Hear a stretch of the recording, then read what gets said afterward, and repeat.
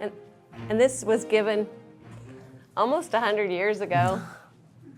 It's been around for a long time. We've been trying to tell people to stay out of debt for a long time. So what are your goals? What's your vision for consumer and student loans? So when we talk about consumer loans, it's anything you use for non-mortgage loans. So that would be to buy a car, to buy cars, student loans, other things like that. So what are your goals? And if you do have a debt, what are your interest rates? What are the fees you're paying? I'm amazed that people go into debt and they don't know what kind of an interest rate they're paying. Mm-hmm. So that's really important. What are your plans and strategies for your consumer loans, student debt, mortgage? If in debt, what's your debt reduction strategy? Okay, so what have our leaders said about debt? Over the years, wise counsel of our leaders has been to avoid debt except for the purchase of a home or to pay for an education. I have not heard any prophets change this counsel, and they have said perhaps for a first car. Yeah, I've heard one apostle say that. But it's important not to have a lot of car loans.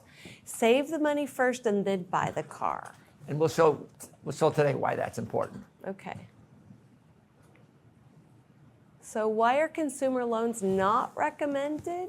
Thoughts? Why does the church, why do our leaders counsel against taking out consumer loans, which be a car loan or a mortgage loan for, not mortgage loan, I mean, or a loan on furniture or loan on toys and things like that? Depreciation. Are these good investments? Do they appreciate or do they depreciate? Depreciate very quickly. Yeah, almost all of them depreciate. Yeah. So, and also, you're going to be paying usually double for something if you borrow for it. A lot of times you're paying double what it would cost if you just paid cash. So they encourage spending instead of saving. So rather than saving for your future, you're encouraging spending now. So you're committing your future income that you're going to make to pay for something that you're having right now. They're very expensive. They cost you a lot in interest rates. You're paying 12 to 28%. And it keeps you from saving for your future goals. And it's also, a lot of times it's unnecessary. So like when we were first married, when VCRs were a thing, when they had videotapes that you would watch instead of Netflix and all that. But anyway, so I really wanted a VCR, but Brian was like, well, we don't really have the money to buy a VCR. But I was babysitting for this lady, and she owed me a lot of money, and she was also giving me piano lessons in return for my babysitting. But she owed me a lot of piano lessons, and so she decided to get me a VCR. So that was nice. So I didn't have to get it. She bought it for me, so I got one still.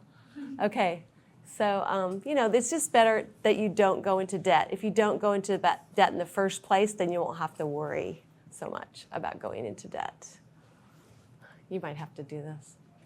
Okay. What question should you ask yourself when you're thinking about borrowing for consumer loans? What questions would you ask? Ruby? The costs, like what can I not buy literally in buying this right now? Yeah, what are the costs? And she got a big one. What will I not be able to buy in the future because I'm taking this out now too? Yeah. Do I really need this? Do I really need it? Okay, push the button. So here's the ones we came up with. Do I really need it? Good. Is it in my budget or my financial plan? So we have a thing too that it's not in our 1 year budget. So that means we probably should maybe include it in next year's budget. Go ahead. Can I pay for it without borrowing? What's the all-in cost of the loan, including the impact on your other goals? Will this purchase bring you closer or take you further away from your personal goals, including your goal to be obedient to the commandments and not going into debt? Remember, a lot of things are not just a question of money, they're questions of faith. Oh, what about borrowing from friends and relatives? What do you think? Is it a good idea? Could be. Could be less expensive than borrowing from the open market, but you need to make sure that you make it a good idea for both parties. A good deal for both parties. And put everything in writing. That's important. Even though it's family, you should put it in writing because things could get misunderstood, and if it's in writing, then you have it in writing, and it's like, that's why you should honor what's in writing. When it's overdue, follow up. Say, hey, did you forget? You still owe me da-da-da? Or if you borrowed the money, you should make sure you always pay it back so you build that trust or keep the trust. What is co-signing, and is that a good idea? Does anybody know what co-signing is? So it's someone who has good enough credit, like a parent, who can guarantee a loan for someone without good enough credit. Usually okay? a student. So if a person cannot pay, the co-signer is responsible for the payments. Once the payments are paid, the person is the owner, not the co-signer. The owner is whoever has the contract. The co-signer does not own the vehicle or the home when they co-sign. Doesn't matter who made the payments, it's whoever got the loan out. But the co-signer has to make the payments if the person cannot make the payments, and then Ownership is and the co-signer is responsible for the payments. And if he can't make the payments, then it dings their credit, not the person who they co-signed for. So what are some suggestions for getting out of debt? So these are ideas for you guys to, well, this is, are we using this for our? So this is what we've done. For our PFP template? No. These aren't ideas for But these are ideas. If you want to help someone, how do you help them? I had a professor at BYU come to me and ask, hey, would you guys help my son and his wife? They had 4 kids. And he said, would you help them? They have some problems with this. And so this is kind of the framework we put together. What's their vision and goals? What do you want to do? And we emphasize the doctrines and principles. Mortality is a test of agency, of will we choose to do the things that we should.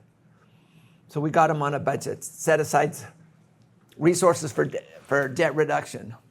And then we sat down with this couple, and they couldn't understand why all these bill players were coming after them. And so we sat down and we used this tool, debt elimination spreadsheet with Accelerator, and they had 28 different columns for debt. So 28 different things they owed on. 28 different things that they owed on. And they committed how much of their income was paying their 82% debt? 82% of their income went to just paying off their debt. And just paying the minimum payments, probably. And then so we had to figure out, we had to change habits. He had a truck, a brand new truck, we had to take that back. He had a motorcycle, he had to take that back. It was a long story, and it was a slugfest, meaning it was just really hard. But if you followed the framework, you can do it. So look for ways of reducing your debt, organize a debt repayment plan. And this right here is just this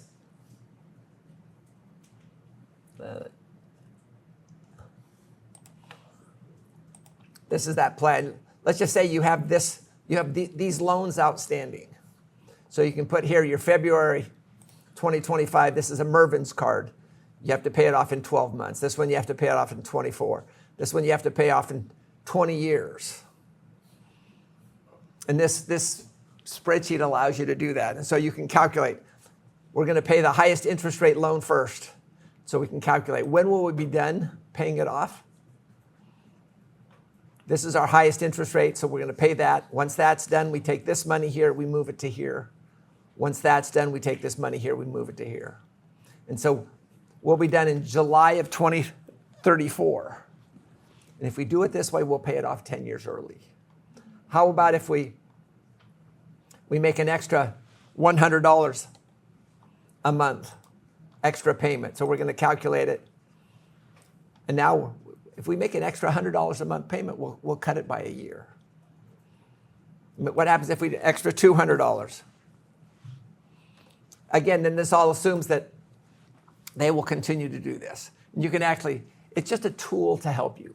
So you're still paying all the minimum payments along the way, but then you're adding your extra money to this one first, and then to this one, and then to this one, and then to this one, and this one.